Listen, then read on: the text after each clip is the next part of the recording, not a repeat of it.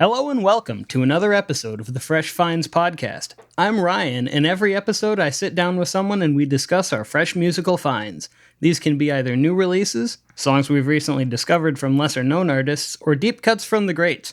Joining me today is Jim, aka Heartpiece. How you doing, man? I'm doing well, man. Thanks, Ryan, for having me on the show. Yeah, no problem. I featured one of your songs in an episode a couple of months ago now, and then we kind of started talking, and here we are. Yeah, that was a huge surprise to me. So, thank you so much for featuring the song. It was a great thing for me. Yeah, I think that you started following me. I saw that you were a musician, checked out your music, and I was like, this is pretty fucking cool. I appreciate it. Thanks. So, do you want to tell the audience anything more about you before we get into this? My name is Jim. I'm actually a music composer and sound designer. I've been doing it for probably professionally for about 10 years, and Heartpiece is the project that I'm currently working on. I'm releasing a single every month, and I've released one for the past 7 months. So I just released my 7th single, Chop, and I'm really excited about this project. It's totally geared toward future bass and modern electronic music. And I actually found future bass probably about 2 years ago. I discovered it through Snail's House, which is probably like the number one like Kawaii bass, future bass type of guy that you'll find doing stuff out there. And I just fell in love with the sound. So that's my current project right now. Really excited about it. Okay, cool. Now, do you have any any professional training or anything like that? Because especially when I listen to like that piano break in Cafe specifically, I really get some jazz vibes. So do you have any background in jazz composition or anything like that? For sure. Yeah. So I went to school for classical music. I have an associate's degree in classical. But after I got out of that, after I finished that degree, I really kind of fell in love with electronic music, and I always had a love for jazz music. So I grew up listening to Harry Connick Jr. records and Mel Torme, Duke Ellington. My dad played that music constantly. So I'd even when I was 8 years old, I remember sleeping in my bed on a Saturday morning. I'd wake up and he had these huge speakers, and they had really powerful bass. So I would actually feel walking bass lines. Playing as I was laying in my bed. He was playing it so loud. Oh, that's so fun. No, it was awesome. So I grew up listening to jazz music, always had an appreciation for it. And after I went to school, I had a much better understanding of music, and I had a really good friend that was a jazz pianist in the Marines, and he was doing it professionally. He later played on cruise ships for years and years and years. And he kind of introduced me to how to think about jazz theory. And he shared little nuggets that he learned throughout his process, and he was just doing it all the time. And when I write, it just naturally slips into jazz, and that's I think that's what I love about the future bass sound right now, is that it incorporates so much jazz into it. You know what I mean? Even the video gamey stuff has a ton of jazz music. If you listen to old, 8-bit Nintendo soundtracks.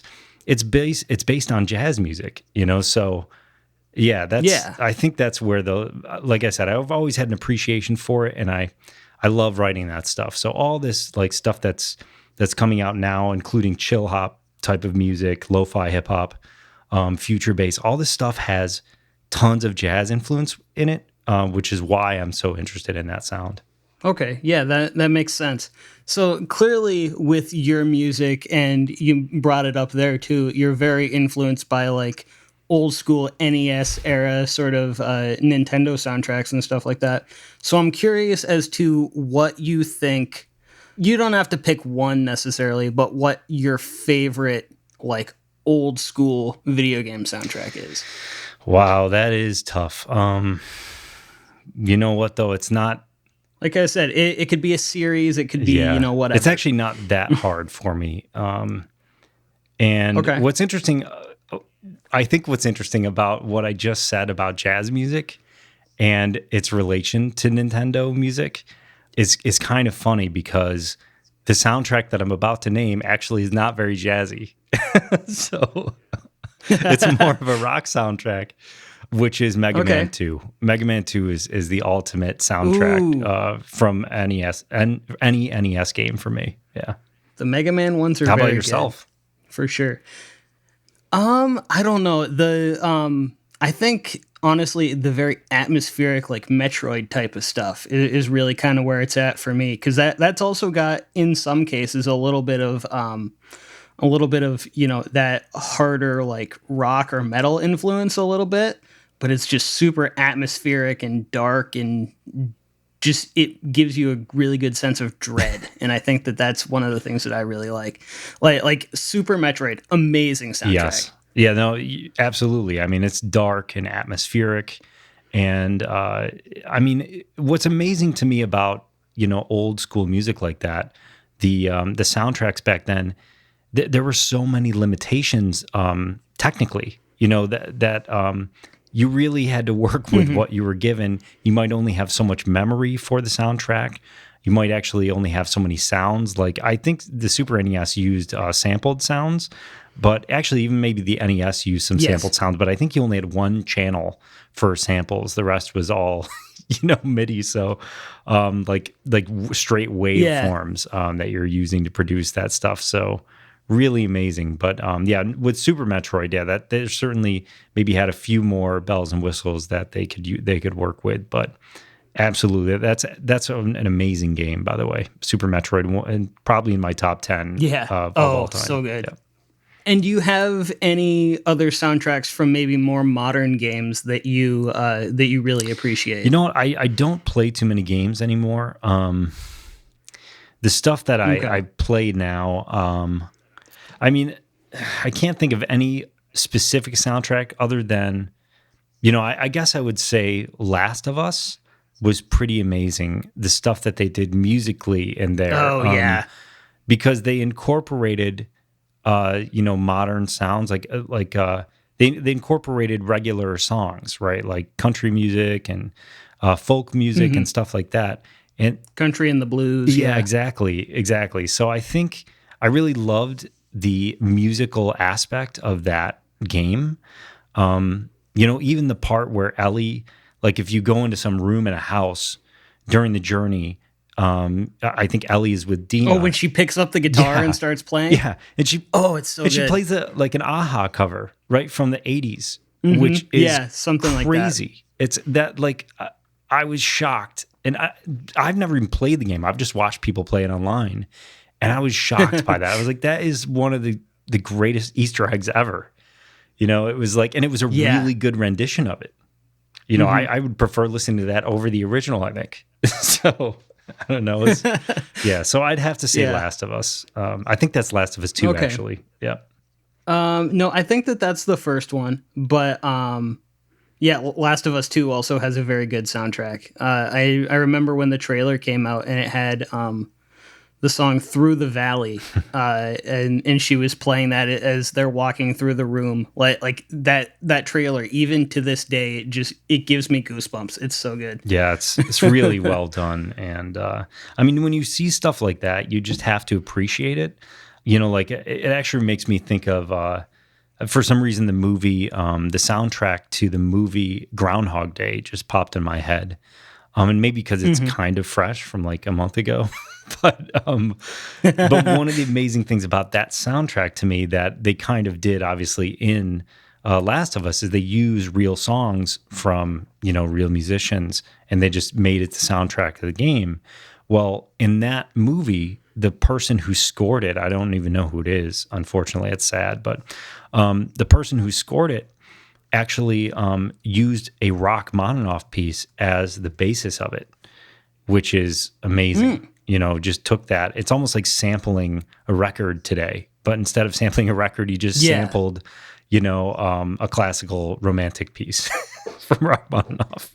Yeah. Yeah, which is cool. Yeah, I think as far as modern game soundtracks for me, one of my go-tos, and if you're especially if you're looking for some really cool like synth wavy type of stuff, some very electronic type of stuff, is definitely both of the Hotline Miami games. Okay, cool. I'm not familiar with those at all. They're like top down 8-bit style graphic, like twin stick shooter. You have to kill everybody on the floor, and then move to the next level. That's awesome. Very very simple premise, but the music for that game is just fantastic. You know what just popped into my head when you told me about that? There's a couple games that did pop into my head that aren't terribly recent, but they're probably in the 2012, 2013 range, somewhere around there, Okay. maybe 14. That's still a more modern game, I would say. Yeah, I mean it came out less than 10 years ago. So there's a couple soundtracks that I think are really awesome. The first one that I'm thinking of now is VVV. I don't know if you've ever played that game, but I've seen it played, but I have not played it myself. it is a very frustrating game, by the way. But the music is killer. And it's all, 8-bit soundtrack, digital. Just amazing. And you're a rock guy. You like rock music. You would love this stuff, man. This guy captures like shredding metal in in a square wave. You know what I mean? Like he is just it is really amazing music. And the other one, I don't know that well, but I've heard stuff from it that I really like, and it's Undertale. Undertale had some amazing music and very eclectic music. Like there's classical stuff in there, there's 8-bit sounding stuff, there's just jazz music. There's really that's a very eclectic soundtrack. So those two did come to mind when I was looking at this Hotline Miami. Okay, yeah, that makes sense.